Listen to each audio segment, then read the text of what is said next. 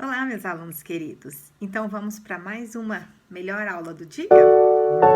Então, hoje eu vim aqui para a gente começar um assunto novo, finalmente. Então, agora nós vamos começar uma matéria que é chamada de termoquímica. O conteúdo vai ser um pouco extenso, eu vou dividir em vários vídeos para a gente indo passo a passo para vocês conseguirem acompanhar direitinho aí em casa, tá bom? Então, vamos lá. Matéria simples e vai seguir a mesma organização das outras matérias, tá? Vou começar com um pouquinho de conteúdo e depois nós vamos ter, então, as partes de fazer os cálculos, tá? Bom, então vamos começar o seguinte. Vamos pensar aqui sobre o funcionamento, por exemplo, de um carro, utilizando, então, álcool e gasolina. Se eu colocar a mesma quantidade de álcool e a mesma quantidade de gasolina, será que eu consigo obter a mesma eficiência do motor? Não, né?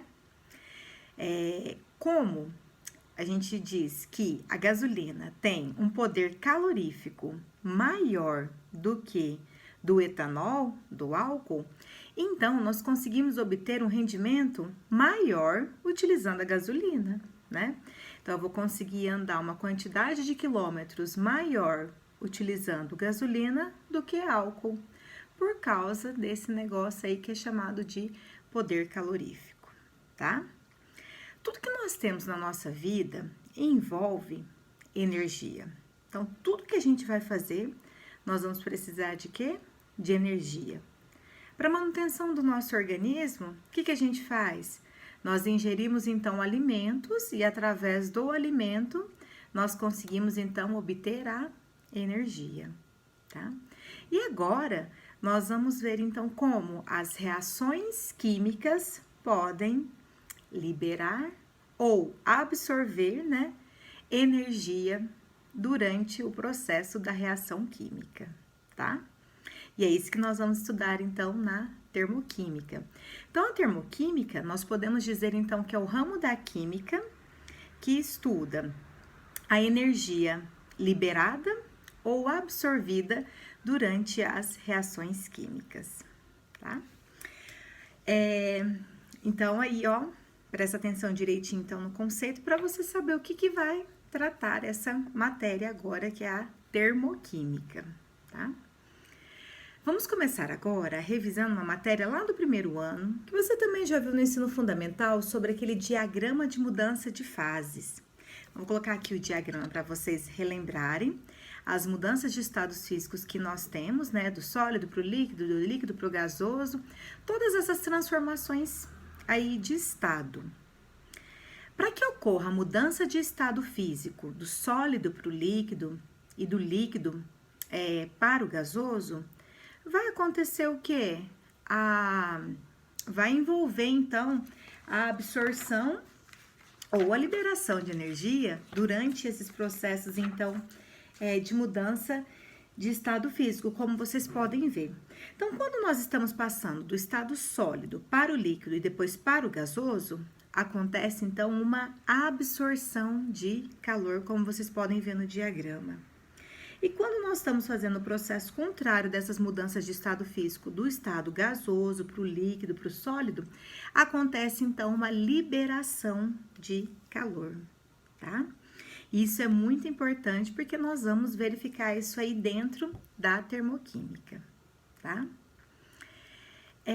E agora nós precisamos saber um conceito sobre reação exotérmica e sobre reação endotérmica. Então, preste bastante atenção que agora vem aí um conceito diferente, né?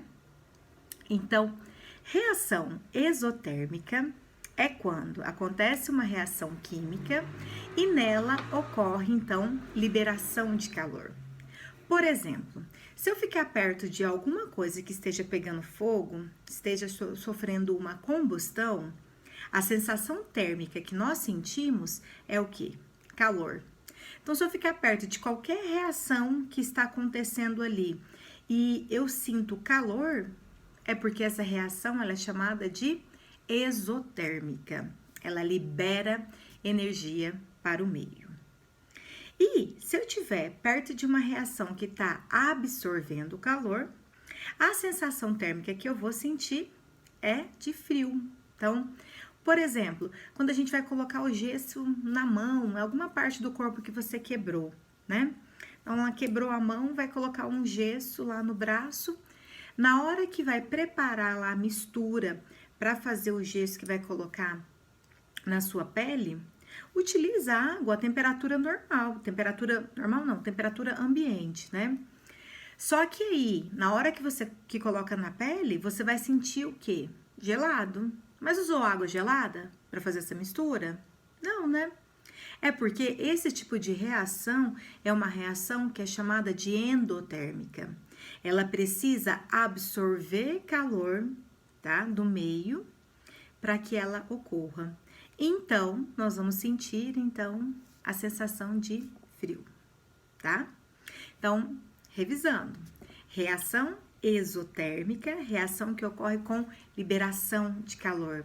Lembrar sempre de uma reação de combustão, tá? E a reação endotérmica é aquela reação que acontece com absorção de calor, tá? Lembrar sempre desse exemplo que eu falei para vocês do gesso, tá? E como que nós vamos fazer, então, para calcular isso na prática? Como que eu vou saber a variação de calor, a quantidade de calor, como que aconteceram todas essas trocas durante uma reação química? Existe uma aparelhagem, existe uma área que estuda a forma de fazer esses cálculos, que é a chamada calorimetria, tá? Então, a calorimetria, ela vai estudar as formas como que irão acontecer essas trocas, então, de calores. Como que vai acontecer? Calorimetria é o estudo e a medição das quantidades de calor liberadas ou absorvida durante os fenômenos físicos e químicos, tá? Então, a calorimetria vai ser responsável por estudar todas essas trocas de calores que acontecem nas reações químicas. E para isso, então, nós podemos utilizar um equipamento que é chamado de calorímetro. E o calorímetro, ele vai servir, então, para saber qual vai ser o que é a variação de energia que acontece durante uma reação química. E para medir essa quantidade de calor que é liberada e absorvida, nós vamos, então, utilizar um termo agora um pouco diferente, que é a entalpia, tá? Mas depois eu vou falar mais sobre esse assunto de entalpia. Bom, mas uma bomba calorimétrica ou um também calorímetro, eles servem para fazer essas medidas de trocas de calores que acontecem durante uma reação química. E para isso, então, já que está envolvendo uma medida de energia, nós vamos utilizar as unidades do joule e da caloria, tá? E também podemos utilizar o quilojoule ou a quilocaloria para medir, então, as quantidades de calores que estão envolvidas nas reações químicas.